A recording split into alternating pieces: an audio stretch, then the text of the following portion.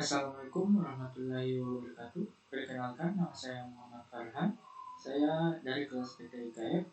Di sini saya akan membawakan materi tentang jaringan komputer. Berikut daftar materi yang saya akan bahas. Yang pertama itu pengertian jaringan, yaitu koneksi peer-to-peer, koneksi client to server. Yang kedua, jaringan komputer dan sistem terdistribusi. Yang ketiga, yaitu sejarah jaringan komputer, yang di dalamnya terdapat sejarah komputer, sejarah jaringan komputer, sejarah singkat internet dan web. Yang keempat, yaitu tujuan atau manfaat jaringan komputer. Yang kelima, yaitu masalah-masalah sosial yang ditimbulkan oleh jaringan komputer. Yang keenam, yaitu jenis-jenis jaringan seperti LAN, MAN, WAN. Nah, materi yang pertama yang saya akan bawakan yaitu pengertian jaringan komputer. Jaringan komputer adalah sebuah sistem yang terdiri dari dua atau lebih komputer yang saling terhubung satu sama lain melalui media transmisi dan media komunikasi sehingga dapat saling berbagi data aplikasi maupun berbagi perangkat keras. Terdapat dua koneksi jaringan komputer. Yang pertama yaitu koneksi peer-to-peer, yang kedua yaitu koneksi client to server. Peer-to-peer. Dalam jaringan peer-to-peer, semua komputer memiliki hak akses yang sama. Setiap komputer yang terhubung dapat saling berbagi sumber daya tanpa harus dikendalikan oleh satu komputer. Jadi intinya jaringan peer-to-peer adalah jaringan di mana semua komputer dapat bertindak sebagai server ataupun klien. Nah, kelebihan peer-to-peer yang pertama yaitu implementasinya murah dan mudah. Yang kedua, tidak memerlukan software administrasi jaringan khusus. Yang ketiga itu tidak membutuhkan administrator jaringan. Kekurangannya yaitu tidak cocok digunakan untuk jaringan dalam skala besar karena administrasi menjadi tidak terkontrol. Yang kedua yaitu tiap user harus dilatih untuk menjalankan tugas administratif agar dapat mengamankan komputernya masing-masing. Yang ketiga yaitu tingkat keamanannya yang sangat rendah. Yang keempat, semakin banyak yang di-share akan mempengaruhi kinerja komputer. Client to server. Sesuai namanya, server atau penyedia layanan adalah komputer yang memberikan layanan atau untuk komputer klien.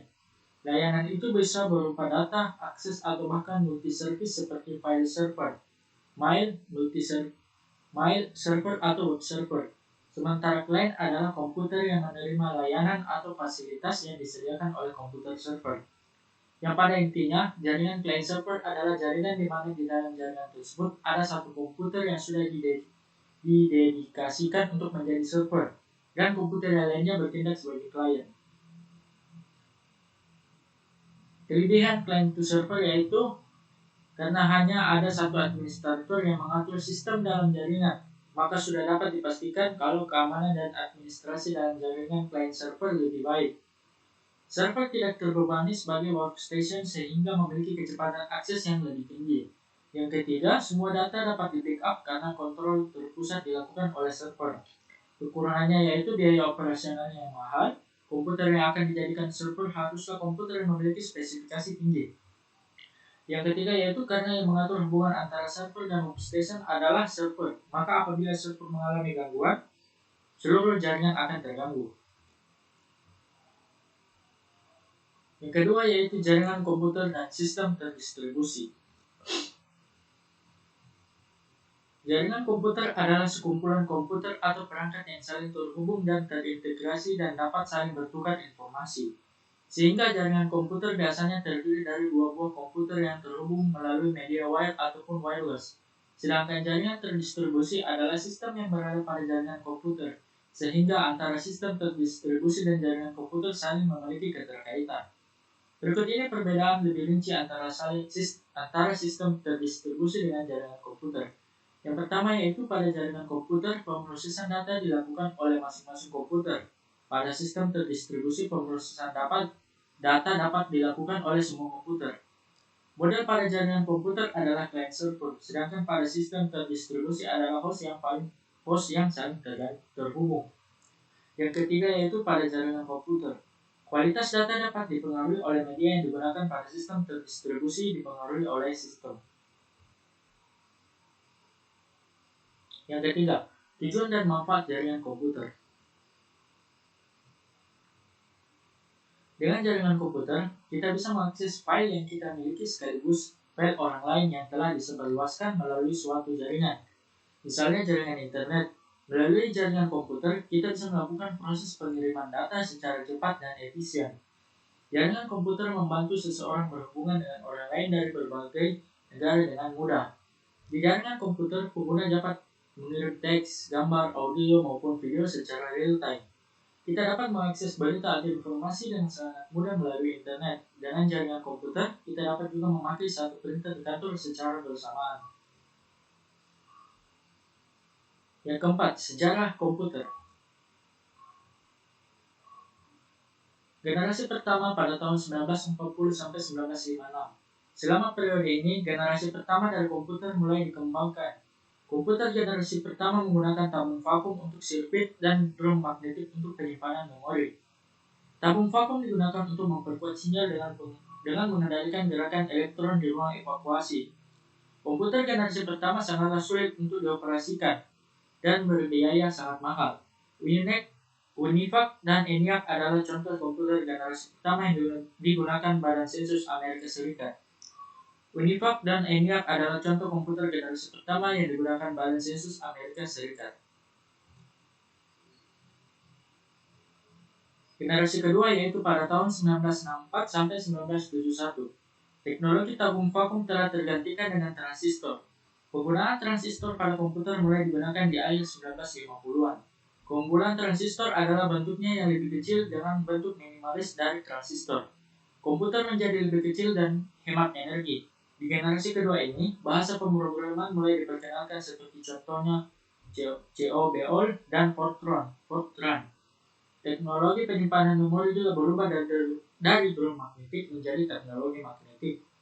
Contohnya yaitu IBM 7000, NCL 300, 4, IBM 650, IBM 1401, Atlas, dan Mark III adalah contoh dari generasi kedua komputer. Generasi ketiga pada tahun 1964 sampai 1971. Pengembangan sirkuit terpadu adalah ciri khas dari generasi ketiga komputer. Bentuk transistor semakin diperkecil dan ditempatkan di chip silikon yang dinamakan semikonduktor. Teknologi ini semakin mempercepat kinerja komputer. Selama periode ini, mouse dan keyboard mulai diperkenalkan. Generasi ketiga juga sudah dilengkapi dengan sistem operasi. PDP 8, PDP 11, ICL 2900, IBM 360, dan IBM 370 adalah contoh dari komputer generasi ketiga. Generasi keempat pada tahun 1971 sampai sekarang. Di periode ini, prosesor mikro mulai diperkenalkan.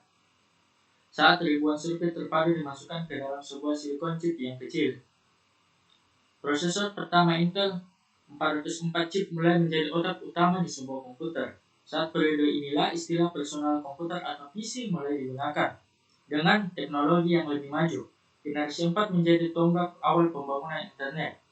Contohnya yaitu BM4341, DEC10, Star 1000, PUP11, dan Apple II adalah contoh komputer generasi keempat. Nah, generasi 5, sekarang sampai masa depan. Komputer generasi kelima dibangun berdasarkan teknologi kecerdasan buatan dan masih dalam tahap pengembangan. Contoh teknologi yang sudah sering digunakan adalah teknologi pengenal suara. Penggunaan pemroses paralel dan superkonduktor menjadi dasar dari kecerdasan buatan. Tujuan dari komputasi generasi terbaru adalah mengembangkan perangkat yang merespon bahasa manusia. Yang kelima yaitu masalah sosial yang ditimbulkan oleh jaringan komputer. Penggunaan jaringan oleh masyarakat luas akan menyebabkan timbulnya masalah sosial, etika, politik maupun ekonomi yang tak terelakkan. Penggunaan internet tidak akan menimbulkan masalah selama subjeknya terbatas pada topik-topik teknis, pendidikan atau hobi, juga hal-hal yang masih dalam norma-norma kehidupan. Tetapi kesulitan mulai muncul bila suatu sistem dari internet mempunyai topik yang sangat menarik perhatian bagi orang, seperti pertentangan politik, agama, dan lain-lain. Koneksi jaringan komputer atau internet juga akan menimbulkan masalah ekonomi yang serius bila teknologinya dimanfaatkan oleh pihak yang tidak bertanggung jawab. Misalnya kegiatan carding, download software komersial secara ilegal, dan sebagainya. Gambar-gambar yang dipasang di situs internet mungkin merupakan sesuatu yang biasa bagi sebagian orang, namun sangat mengganggu bagi sebagian orang lain karena bisa menimbulkan masalah sara. Nah, selanjutnya yaitu yang keenam, jenis-jenis jaringan. Yang pertama yaitu ada LAN atau Local Area Network.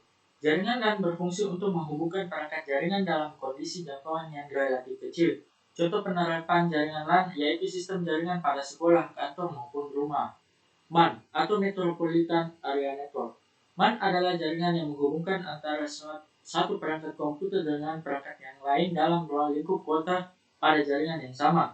Jenis jaringan ini lebih besar dari jaringan LAN. WAN, Wide Area Network. WAN merupakan kumpulan dari LAN yang tersebar secara geografis. Jaringan WAN cenderung untuk menggunakan teknologi seperti ATM X25 serta frame relay untuk konektivitas jarak yang lebih jauh lagi. Nah, itulah tadi penjelasan singkat saya tentang jaringan komputer. Kurang lebihnya mohon dimaafkan. Saya Muhammad Farhan, pamit undur diri. Wassalamualaikum warahmatullahi wabarakatuh.